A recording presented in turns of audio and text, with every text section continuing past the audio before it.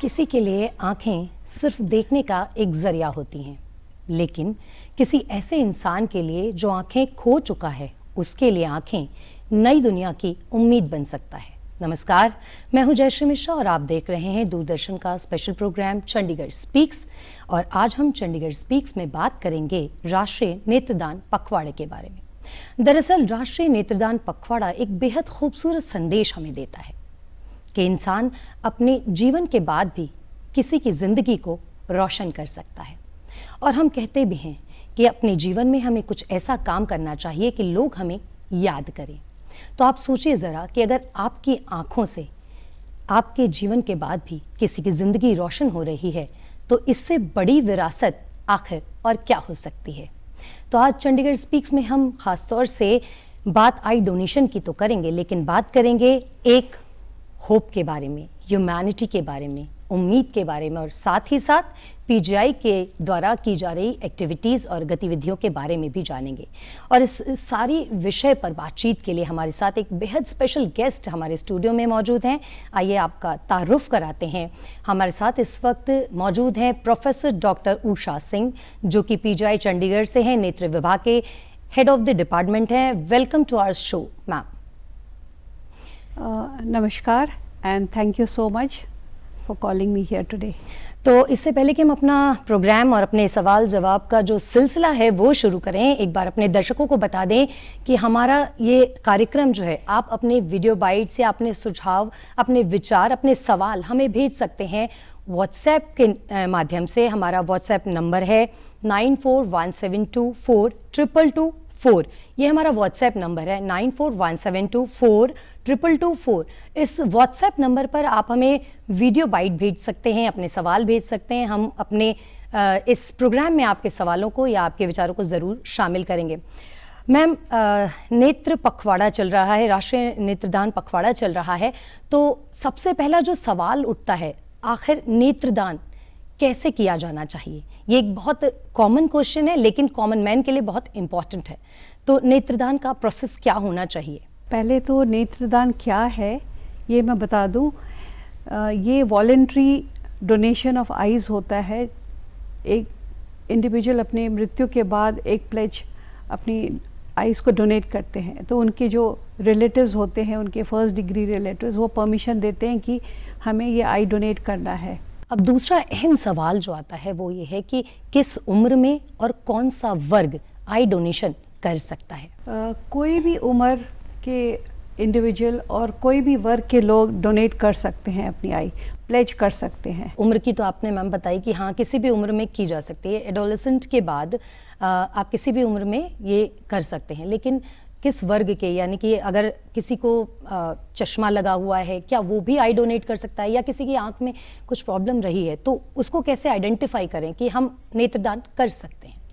Without any restriction कोई भी person अपना आइज़ डोनेट कर सकते हैं, यानी कि प्लेज कर सकते हैं, चाहे वो डायबिटीज़ हो, चाहे हाइपरटेंशन या हार्ट डिसीज़, और कोई भी उनको अगर नहीं भी मालूम है कोई बीमारी है या नहीं है, वो भी डोनेट कर सकते हैं। सूटेबिलिटी ऑफ आइज़ जो डोनेट करनी है वो आई बैंक का काम होता है, उसको कैटेगराइज करना कि ये ट्रांसप्लांट हो पाएगा कि नहीं, बट हर कोई डोनेट कर सकता है।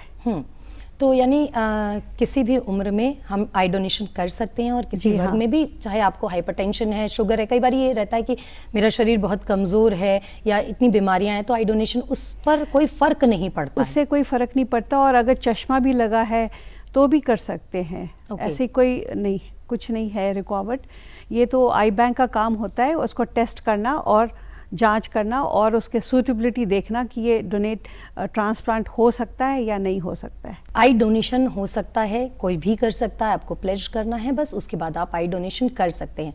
अब बात आती है कि अगर किसी ने आई डोनेशन का प्लान किया हुआ है, और ये भी बहुत अहम है कि अपने परिवार को बताना चाहिए, तो क्या उसकी जो बॉडी आफ्टर डेथ किस तरह से रिश्तेदारों को रखनी चाहिए, या क्या कुछ आफ्टर द डेथ क्या कुछ ज़रूरी कदम उठाए जाने चाहिए ताकि नेत्रदान जो है वो आसानी से हो सके? और दूसरा अहम सवाल ये भी है कि कितने घंटों के अंदर आई डोनेशन हो जानी चाहिए?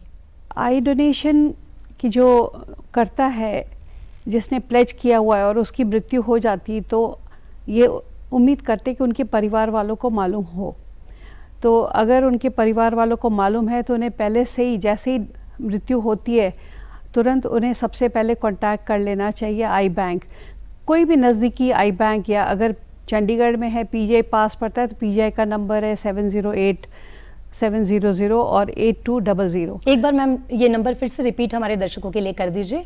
तो पीजीआई का कॉन्टैक्ट नंबर है 708-700-8200। तो इस पे कॉन्टैक्ट कर सकते हैं। ज़रूरी नहीं कि अगर नंबर नहीं भी याद है तो किसी भी हॉस्पिटल को फ़ोन करके बता सकते कि हमें डोनेट करना, चाहे 32 सेक्टर है चाहे पीजीआई, तो ये मैसेज पहुंच जाता है आई बैंक तक। जो रिलेटिव्स को करना चाहिए मृत्यु के बाद, ये पेशेंट को तुरंत उनकी आंखों पे एक बर्फ़ का पैक रख देना चाहिए ताकि टेम्परेचर कम रहे और प्रिजर्व रहे आइज़, और थोड़ा सा सर ऊंचा कर लेना चाहिए ताकि फ्लूइड्स नीचे को जाए।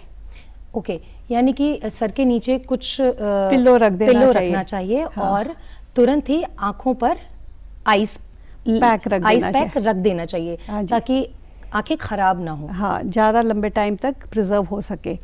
और जैसी खबर मिलती है आई बैंक को, तुरंत वहाँ से आई टीम चल पड़ती है और विदिन 1 to 1.5 आवर्स के बीच में पहुँच जाती है उनके घर।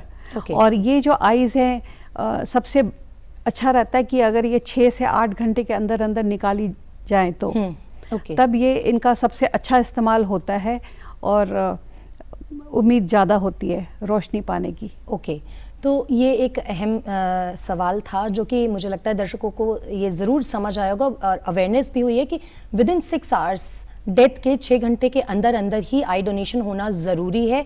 और दूसरा जो बहुत अहम जानकारी प्रोफेसर डॉक्टर उषा सिंह ने हमें दी है कि जैसे ही डेथ होती है उसके तुरंत बाद जो रिश्तेदार हैं या जो उनके आसपास हैं उनको ये ध्यान रखना चाहिए कि फ्लूइड जो है वो नीचे की ओर जाए, इसलिए ज़रूरी है कि सर के नीचे पिलो लगाएं और साथ ही आप आइस पैक जो है वो आँखों के ऊपर रख दें सो दैट कि आँखें ज़्यादा समय तक फ्रेश बनी रहें और आई डोनेशन प्रॉपर हो सके।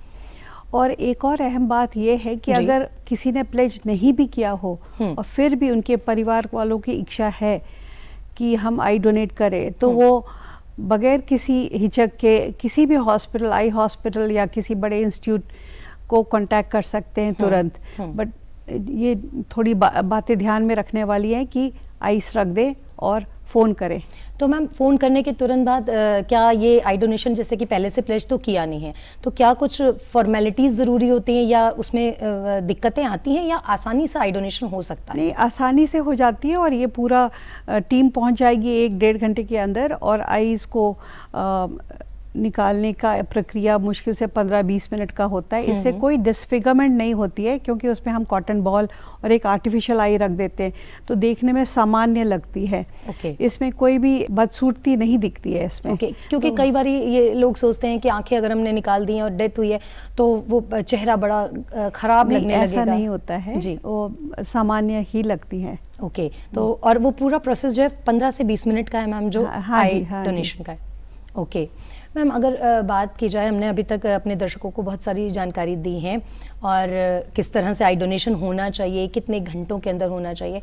अब बात अगर पीजीआई की बात की जाए तो पीजीआई में फ़िलहाल क्या कुछ स्टेटस है आई डोनेशन का? कितनी आइज़ की मतलब उनको ज़रूरत है और कितने आई डोनेशंस वाले उनके पास हैं, क्या कुछ स्टेटस है? आई डोनेशन अवेयरनेस पखवाड़ा जो शुरू हुआ है ये एक गवर्नमेंट ऑफ इंडिया का इनिशिएटिव था क्योंकि इंडिया में डोनेशंस कम हो रही थी तो ये 1985 में शुरू हुआ था। तो और पीजीआई भी इस पखवाड़े को मनाता है 25 अगस्त से लेकर 8 सितंबर तक। तो इस पखवाड़े के दौरान पीजीआई कई सारी एक्टिविटीज़ करता है। तो उन एक्टिविटीज़ में सबसे पहले तो ये कि हमारे ओपीडी पीजीआई के ओपीडी में सारे ओपीडी कार्ड्स में नेत्रदान महादान का स्लोगन लग जाता है और उसमें कॉन्टैक्ट नंबर लिखा होता है। तो एक तो वो अवेयरनेस शुरू हो जाता है वहाँ से। और जब हमारा शुरुआत होएगी 25 अगस्त को तो हम लोग बलून्स रिलीज़ करते हैं। हमारे डायरेक्टर जो हैं वो बलून्स रिलीज़ करेंगे to announce the beginning of this पखवाड़ा। और इस पखवाड़े के दौरान अलग अलग टॉक्स दिए जाते हैं जैसे नर्सिंग कॉलेज, स्कूल्स, कॉलेजेस, इन सब में टॉक्स दिए जाते हैं। इन टॉक्स में अवेयरनेस बढ़ाया जाता है और जो भी मिथ्स होती हैं उनको ब्रेक किया जाता है। माने जो गलत धारणाएं बनी हुई है उनको सही किया जाता है। और कई सारे एक्टिविटीज़ होती है, जैसे स्कूल्स कॉलेजेस में प्रोत्साहन करने के लिए पेंटिंग कॉम्पिटिशन्स और स्लोगन्स बनाना, और बच्चों को ये प्रमोट किया जाता है कि ये अपनी क्रिएटिविटी को यूज़ करे और नेत्रदान महादान पे अवेयरनेस पोस्टर बनाए और अवेयरनेस करे। और इनके अलावा हम पीजीआई जो है एक अवेयरनेस वॉक करता है। तो वो है 3 सितंबर को अवेयरनेस वॉक होगा, जो रॉक गार्डन से लेकर सुखना लेक तक वॉक करेंगे। उसमें सारे कॉलेजेस के हमारे नर्सिंग कॉलेजेस के students, medical students, faculty, doctors और सभी को आमंत्रित है इसमें भाग लेने का। तो ये रॉक गार्डन से सुखना लेक तक जाते हैं। इसमें यही मैसेज दिया जाता है कि अपना प्लेज, आइज प्लेज करे और नेक काम में भागीदार बने। नेक काम में भागीदारी ये बहुत ज़रूरी है, और ये जो अपने जीवन के बाद भी जो है वो आपके जीवन के बाद किसी और के जीवन में रोशनी आना, ये बहुत बड़ी बात है। ये इसीलिए शायद कहा जाता है कि नेत्रदान महादान है, क्योंकि अपने जीवन में तो हम दान करते हैं, लेकिन जीवन के बाद जो ये महादान है अगर ये करें तो ये बहुत अच्छा होता है। हमने मैम स्टूडियो के बाहर भी कुछ लोगों से बातचीत की है नेत्रदान को लेकर के, उनका क्या कुछ सोचना है, आइए देखते हैं। नेत्रदान बहुत अच्छी बात है, अगर हम करें, हमारे जाने के बाद कोई और दुनिया देखे, किसी का फ़ायदा हो, बहुत अच्छी बात है, बड़ी अच्छी बात है। नेत्रदान करना चाहिए, हर एक इंसान को करना चाहिए। अगर हम लोग हमारा नेत्रदान किसी भी सरकारी अस्पताल में या किसी प्राइवेट हॉस्पिटल में जाके अगर हम हमारा कार्ड बनवा लेते हैं और हमारे घर वालों को सूचित कर देते हैं अपनी इच्छा अनुसार, तो आपकी आंखें किसी के काम आ सकती। और हर इंसान को विलफुली ये चीज़ करनी चाहिए। जो भी नेत्रदान करता है इससे बड़ा दान नहीं है। हमें अपने आप को, हमारे साथियों को, हमारे समाज में जो भी है लोगों को अवेयरनेस करना चाहिए कि वहाँ जाके फॉर्म भरें, मैक्सिमम लोगों को नेत्रदान करवाओ। ये बात जानना जरूरी है कि जो भी आदमी नेत्रदान करता है 2 आदमियों को ज़िंदगी मिलती है। कि लोग कितने पॉजिटिव हैं नेत्रदान को, लेकिन अगर फैक्ट्स में बात करें तो कहीं ना कहीं जब प्लेज की बात आती है तो परसेंटेज कम हो जाता है। वैसे पॉजिटिव हैं, लेकिन जब प्लेज करना होता है तो वो पीछे हट जाते हैं। क्या सोचते हैं आप, क्यों ऐसा है? हमारे देश में कई सारी धारणाएं बनी हैं जिसकी वजह से लोग नहीं दान करना चाहते हैं। अवेयरनेस तो है, लेकिन जब दान की बारी आती है तो उसमें से 50% ही करते हैं। तो इसका कारण ये है कि कुछ लोग सोचते हैं कि हमारे बॉडी के साथ कोई चीट फाड़ ना किया जाए डेथ के बाद। कुछ ये सोचते हैं कि हम अगले जन्म में भी अंधे बनेंगे। दूसरा ये कहते हैं कि उनको ये लगता है कि शायद हमारे जीते जी निकाल लेंगे आँखें। तो ऐसा कुछ भी नहीं है। तो ये सारी धारणाओं को खंडित करने के लिए हमारे जो टॉक्स होते हैं उसमें ये बताया जाता है। और पीजे और भी बहुत सारे कार्यक्रम कर रहा है, जैसे through media, Facebook, all India radio और दूरदर्शन और न्यूज़पेपर्स में ये धारणाएं जो मिथ्स है उनको खंडित करने की पूरी कोशिश की जा रही है। और लोगों को प्रोत्साहित किया जाता है कि ये प्लेज फॉर्म करें। और इसके अलावा जब ये सारे कार्यक्रम हो जाएंगे तो आखिरी दिन जो कंक्लूजन होगा तो अवार्ड सेरेमनी होता है। जो जिन बच्चों ने बहुत अच्छे पोस्टर्स बनाए हैं, जिनको प्राइजेस मिले हैं, उन सबको एनकरेज किया जाता है, उनको सर्टिफिकेट्स मिलते हैं। मैम अगर पीजीआई की बात कर रहे हैं हम, तो आई बैंक जो है पीजीआई में, उसका क्या स्टेटस है फिलहाल? हमारा आई बैंक, पीजीआई का जो आई बैंक है 1963 में स्थापित हुआ था। और इसका पर्पस यही था कि हम अवेयरनेस बढ़ाएं और कॉर्नियल डोनेशंस ज़्यादा से ज़्यादा हो। तो इसकी यही पर्पस था। तो ये आई बैंक जो है एक माध्यम है between the donor and the recipient.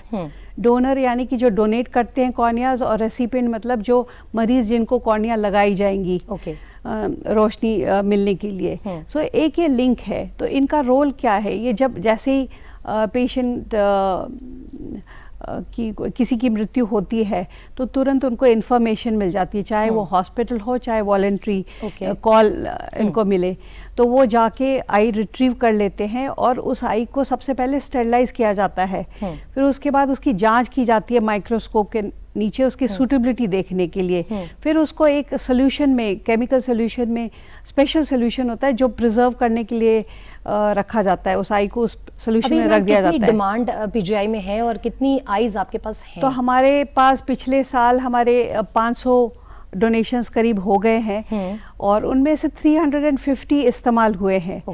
तो बट यूटिलाइजेशन हमारा 100% है। तो 350 अराउंड 350 तो कॉर्नियल ट्रांसप्लांट्स हो गए हैं और जो आईज सूटेबल नहीं होती है, जैसी कुछ बीमारियां होती है जिसमें हम यूटिलाइज नहीं करते हैं, तो वो आईज रिसर्च पर्पस के लिए यूज होती है। तो हमारा यूटिलाइजेशन इज 100%। और अच्छी बात तो ये है कि हमारा जो ट्रांसप्लांट सक्सेस रेट है that is about 73%। That's great ma'am. Ma'am, अगर किसी ने आई डोनेट की है तो कितने दिनों तक उस आँख को प्रिजर्व किया जा सकता है? कितने दिनों के बाद तक इस्तेमाल हो सकती हैं वो आँखें? तो ये जो आईज जो होती है हम जल्दी से जल्दी लगाई जाती है। तो पीजीआई में वेटिंग लिस्ट काफ़ी लंबी है, 2000 पेशेंट्स की है। तो उन सब के एड्रेसेस फ़ोन रजिस्टर्ड होते हैं आई बैंक में, उनको फ़ोन करके बुलाया जाता है और जितनी भी जल्दी हो सके वो विदिन 24 आवर्स 48 आवर्स के अंदर अंदर उनको सर्जरी कर दी जाती है। मैम, आंखें जो डोनेशन में आती हैं, जितनी भी आंखें आती हैं, क्या सभी का इस्तेमाल हो जाता है? कोशिश होती है कि जितनी भी सब अच्छी आंखें हों उनको ग्रेड किया जाता है क्वालिटी वाइज। तो जितनी भी अच्छी आंखें होती है उनको नज़र लाने के लिए इस्तेमाल किया जाता है, उनको ट्रांसप्लांट कर दिया जाता है। पर जो आईज नहीं ट्रांसप्लांट की जाती है उनको रिसर्च के लिए इस्तेमाल करते हैं। अच्छा, एक ये भी अहम सवाल है कि एक व्यक्ति अपनी दोनों आंखें दान करता है तो कितने व्यक्तियों को उन आंखों से रोशनी मिल सकती है, या आंखों का इस्तेमाल कितने लोगों के लिए किया जा सकता है? तो अच्छी बात यह है कि पीजीआई बहुत ही एडवांस टेक्निक्स यूज़ करता है कॉर्निया को निकालने में। और एक पेशेंट की 2 कॉर्नियाज होती है, एक डेथ की 2 कॉर्नियाज होती है, वो 2 पेशेंट को लगाई जा सकती हैं। और भी अच्छी बात है, because of the advance techniques वो कॉर्निया के अलग अलग पार्ट्स को निकाला जा सकता है और एक कॉर्निया के 2 अलग पार्ट्स को 2 अलग बंद इंडिविजुअल में लगाया जा सकता है। तो हम एक व्यक्ति अगर डोनेट करता है तो 2 लोगों को आंखों की रोशनी मिल सकती है, आंखों का, और एक कॉर्निया से 2 लोगों को, एक से ज़्यादा लोगों को उनके पार्ट्स इस्तेमाल किए जाते हैं। एग्जैक्टली। मैम, अगर वर्ल्ड वाइड भी बात करें आई डोनेशन को लेकर के, तो कल्चरली कहाँ हम देखते हैं कि आई डोनेशन जो है बहुत ज़्यादा इम्प्रेसिव तरीके से किया जा रहा है? तो आई डोनेशन नंबर 1 है श्रीलंका। उसमें श्रीलंका में 80% डोनेशन रेट है। तो ये उनकी कल्चर की वजह से है। उनकी कल्चर बुद्धिज़्म है, उसमें ये सिखाया जाता है कि आपके अच्छे कर्म होते हैं इसलिए डोनेट करना चाहिए। तो दैट इज़ वाई उनका रेट बहुत ज़्यादा है, 80%। और उनके पास जो एक्स्ट्रा कॉर्नियाज होते हैं, जो सरप्लस होता है, वो ये लोग एक्सपोर्ट कर देते हैं दूसरे कंट्रीज़ को। तो जिस तरह से डॉक्टर उषा ने हमें बताया है कि ये नेत्र दान जो है, किसी एक व्यक्ति के द्वारा किया गया नेत्रदान 1 से अधिक लोगों के लिए रोशनी की नई उम्मीद होता है। और ये बहुत अहम हो जाता है कि हम सिर्फ कैमरे पे इसकी बात ना करें, सिर्फ पोस्टर्स ना बनाएं या सिर्फ सेमिनार्स में अपने वक्तव्य ना रखें। ये अहम है कि हम खुद भी इस बात को एज अ चैलेंज लें और हम स्वयं आगे आके प्लेज करें कि हमारे जीवन के बाद हमारी आंखें किसी और की दुनिया को रोशन करें, क्योंकि हमारे भारत देश में इसकी बहुत ज़्यादा ज़रूरत है। अभी भी आई डोनेशन के मामले में हमारा भारत काफ़ी पीछे है और ज़रूरी है कि हमारा जो ये टैबू है उसको हम ब्रेक करें। ये आइस ब्रेक होनी बहुत ज़रूरी है, क्योंकि ये एक मिथ है कि आंखें दान करने के बाद आप अंधे हो जाएंगे या आपको अगले जन्म में नेत्र नहीं मिलेंगे। ये सारी बातें जो हैं कहीं ना कहीं मिथ हैं और ये कतई नहीं होना चाहिए। इसलिए बहुत ज़रूरी है हम आगे आएँ। और मेरी भी ये अपील है दूरदर्शन के माध्यम से, प्रोफेसर डॉक्टर उषा भी यही अपील कर रही हैं कि हमें अधिक से अधिक आई डोनेशन के लिए आगे आना चाहिए। नेत्रदान महादान है और इसको हमें अवश्य करना चाहिए अपने जीवन में रहते ही। आयुष्मान भारत जो है वो एक बेहद ख़ास योजना है जो भारत सरकार की ओर से चलाई जा रही है, तो इसके थ्रू भी जो है वो लोगों को बहुत ज़्यादा फ़ायदा मिल रहा है। मैम, आयुष्मान भारत को लेकर के आपका क्या कुछ कहना है? आयुष्मान भारत के जरिए इनका सर्जरी सारा फ्री होता है, इसमें कोई रेस्ट्रिक्शन नहीं है, तो इससे बहुतों को फ़ायदा होता है। ओके, तो आयुष्मान भारत के थ्रू भी हज़ारों लाखों लोगों को फ़ायदा मिल रहा है, उनका इलाज हो रहा है। और ख़ास तौर से आज हम बात कर रहे हैं राष्ट्रीय नेत्रदान पखवाड़े की, तो 25 तारीख से जो शुरू हो रहा है, 25 से 8 तक ये चलने वाला है। मैम, कि आप HOD हैं नेत्र विभाग में, बहुत सारे लोगों से आप मिलती हैं, तो आप प्रैक्टिकली क्या कुछ देखती हैं? जैसे नेत्रदान के लिए अगर किसी से कहा जाता है, नॉर्मली अगर सेमिनार होता है तो बहुत सारे लोग आगे आते हैं कि हाँ जी नेत्रदान करना चाहिए, लेकिन प्रैक्टिकली प्लेज की जब बात आती है तो लोग क्या सोचते हैं? आपने कैसा अनुभव किया है? लोग बहुत पॉजिटिव रहते हैं आई डोनेशन को लेके, और बहुत सारे लोग प्लेज भी करते हैं। और प्लेज करने के लिए हम लोग बहुत सारे फॉर्म्स भी डिस्ट्रीब्यूट करते हैं, ऑनलाइन भी डाउनलोड किया जा सकता है। पर जब देने की बारी आती है, एक्चुअल रियलिटी जो है, उस समय थोड़ा पीछे हट जाते हैं, उनके मन में बहुत कुछ चल रहा होता है, तो वो 50% ही हो जाता है। ओके, तो मैम चूँकि एक हमारी पुरानी जनरेशन है वो तो है ही, लेकिन जो अब नई जनरेशन आ रही है, जेन ज़ी आ रहे हैं, जेन अल्फ़ा आ रहे हैं, तो कहीं ना कहीं उनके अंदर एक नई उम्मीद है, नई रोशनी। आप उसको किस तरह से देखते हैं? उनको किस तरह से मोटिवेट किया जाए कि वो आगे आएँ और वो नेत्रदान को इम्पोर्टेंस दें और अपने लाइफ में आगे इसका निर्णय करें? जो हमारी यंग जनरेशन है, एडोलेसेंस और यंग पीपल, जेन ज़ी जिसको हम बोलते हैं, तो ये बहुत ही पॉजिटिव हैं। इनके अंदर एक जोश है कुछ करने का। और जो एडोलेसेंस की उम्र होती है, यही उम्र होती है जब इनकी सोशल एटीट्यूड्स और धारणाएं बनती है, और एक इंडिविजुअलिटी को सामने लाने की एक तमन्ना होती है, एंड कुछ करने की तमन्ना होती है कि मैं कुछ करूँ, ना कि मैं लेता ही जाऊं। तो वो कुछ करना चाहते हैं। तो ये जनरेशन ऐसी है जिनको मोटिवेट किया जा सकता है, इनको सारी इन्फॉर्मेशन देनी चाहिए, और ये बहुत ही पॉजिटिव हैं। तो ये हमारे कंट्री के फ्यूचर है, and they can do a lot. बिल्कुल। और अगर बेसिकली बात की जाए जेन ज़ी की, तो वो टैबूज़ को ब्रेक करने में बहुत आगे हैं। They don't believe in taboos. तो होपफुली जैसा कि प्रोफेसर डॉक्टर उषा सिंह ने हमें बताया है कि जो न्यू जनरेशन है वो इस टैबू को ब्रेक करेगी और अधिक से अधिक आगे आके आई डोनेशन में भाग लेंगे, प्लेज करेंगे। और आज की ये ख़ास प्रस्तुति राष्ट्रीय नेत्रदान पखवाड़ा हमारा ये आज की दूरदर्शन के प्रति ख़ास प्रस्तुति रही है, और मुझे पूरी उम्मीद है कि इस प्रोग्राम को देखकर भी हमारे कई सारे दर्शक जो हैं वो मोटिवेट होंगे और उसके बाद प्लेज करेंगे, नेत्रदान के लिए, महादान के लिए आगे आएंगे। क्योंकि आपके जीवन के बाद अगर किसी की ज़िंदगी रोशन होती है और उसके चेहरे पर मुस्कुराहट आती है, तो इससे बड़ी खुशी आपके लिए या आपके परिवार के लिए नहीं हो सकती है। एक छोटा सा मैसेज प्रोफेसर डॉक्टर उषा देना ज़रूर चाहती हैं। लास्ट में हम इनका एक छोटा सा मैसेज ले लेते हैं। Yes ma'am. जो हमारी यंग जनरेशन है, जो बहुत ही एंथुसियास्टिक है कोई भी चीज़ करने में, वो बहुत आगे हैं।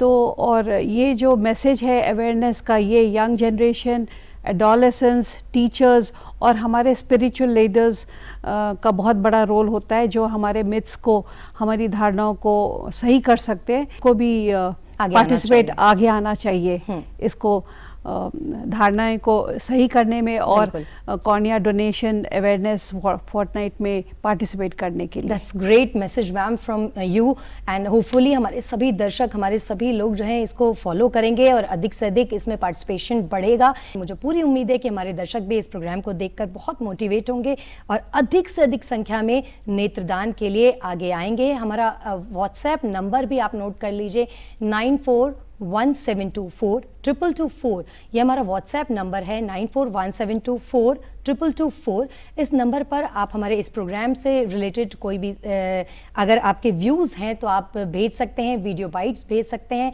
आप चंडीगढ़ स्पीक्स में किस और टॉपिक पर बातचीत करना चाहते हैं उसको भी हम भेज सकते हैं। साथ ही DD Punjabi, DD Chandigarh, DD Haryana पर हम उपलब्ध हैं, हमारे प्रोग्राम उपलब्ध है, आप देख सकते हैं। साथ ही सोशल मीडिया पर भी आप हमें फॉलो करें और लाइक करें, सब्सक्राइब करें। साथ ही हमारा जो hop@gmail.com है, इस पर आप अपने विचारों को भेज सकते हैं। अपने कोई भी विचार हैं प्रोग्राम से रिलेटेड, जैसे हम इसे ज़्यादा इम्प्रूव और कैसे करें, तो आप बता सकते हैं। आपको ये प्रोग्राम कैसा लगा वो भी आप हमें ज़रूर बताएं। और साथ ही आपको हम बता दें कि ये प्रोग्राम ख़ास तौर से नेत्रदान पखवाड़ा पर था। आप इस प्रोग्राम के माध्यम से अधिक मोटिवेट हों, इसी उम्मीद के साथ फ़िलहाल के लिए ये प्रोग्राम यहीं तक। आपसे फिर मुलाकात होगी, तब तक के लिए मुझे दीजिए इजाज़त।